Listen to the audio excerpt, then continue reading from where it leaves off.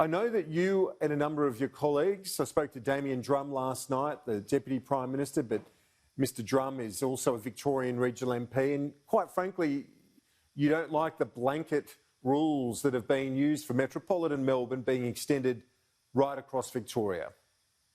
Well, I think what you're seeing, Kieran, is the fact that people are frustrated.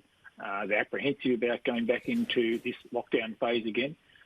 Regional Victorians have been very receptive to doing their bit of the heavy lifting here and following the rules.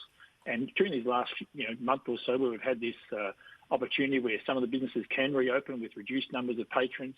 There hasn't been an outbreak in a lot of regional communities, so they're feeling a little bit bruised by the fact that they're going to have to shut down again and perhaps again have more people lose their jobs. So it is a difficult time, Kieran. I'm the first to say it's a very difficult time. My thoughts are obviously with family and friends in Melbourne who are going through even harsher lockdown requirements for very good reasons. But out in the regions, there's still a feeling that we've been through the drought, we've been through bushfires, we've been knocked around pretty bad, and these new isolation rules will make it more difficult. And I'd encourage people to make sure they stay in contact with their mates, stay in contact with their family and friends. If they feel uncomfortable about any of these conversations we're having about anxiety and stress, to make sure they reach out for help with groups like Lifeline on 13114 or other groups that are available to help people with mental health issues. So I think it's a real concern for us in our communities right now that already isolated people becoming more isolated is a problem for us. And I noticed last night you sent a message after the Victorian Premier and the Education Minister spoke about particularly VCE students, those in years 11 and 12. They're not going to have face-to-face teaching in Melbourne, and the argument given by the Education Minister was, so those in country areas, VCE students, will miss out on that as well. And you think that that's unfair, given those kids should be in the classroom? Well, I took exception to the Minister saying there needs to be a level playing field. I mean, it really is an offensive thing to suggest that country kids will get some sort of unfair advantage if they happen to be in classrooms. Right now, we see across regional Australia, certainly here in regional Victoria, the rates of academic achievement in our regions is lower than our cities. It's been trending downwards for the past 10 years, and that's for a variety of reasons. Often it's about resources in our bigger city schools. Often it's things like VCE intensive training seminars. City kids can get on a tram and go to it. A country kid has to drive 3 or 4 hours to get there. So to suggest that we're going to make country kids learn from home so they wouldn't get an unfair advantage, I think it was very unfair of the Deputy Prime Minister, not Deputy Premier, to suggest that. And the only reason why any young person at school should not be at school is if it's on the basis of health advice, not because of some perceived level playing field that the Minister was referring to yesterday. And have you taken that up, or do you intend to take that up with the state authorities to say, look, let's be reasonable here, and if we've got kids in regional areas and towns where there are no COVID cases, why shouldn't they? And a crucial year for them. Obviously, you feel for the kids in metropolitan Melbourne. My niece is one of them. Absolutely, I know what they're going through. It's not easy, but if you're in a country town with no cases, I don't see why they wouldn't be at school. Well, Kieran, you can have a job in my office if you like. You can help me write the letter. I've actually started writing it already, just on the basis of those schools in those more rural and remote areas where isolation is already a problem for them. I mean, I've got little schools that might be 6 hours from Melbourne, a little place called Malakuta, obviously very heavily impacted by the fires. Some kids there lost their homes during the fires.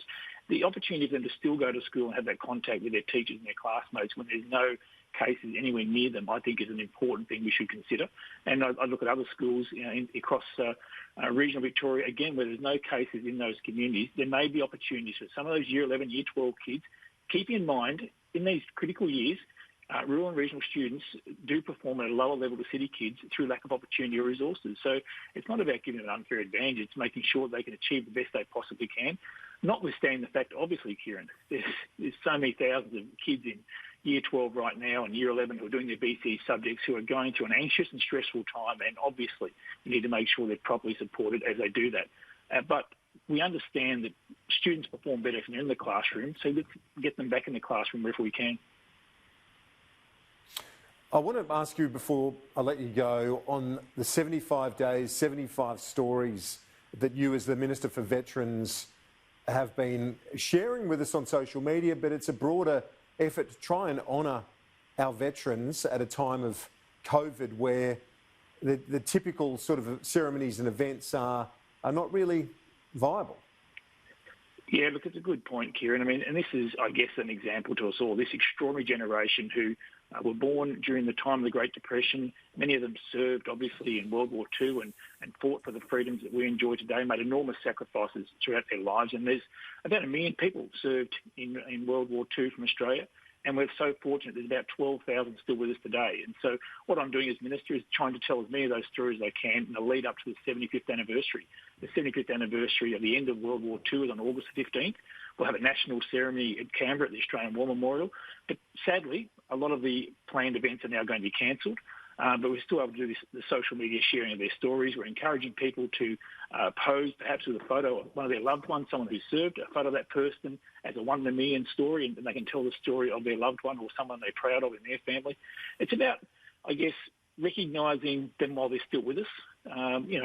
They're all mid-90s, some much older than mid-90s.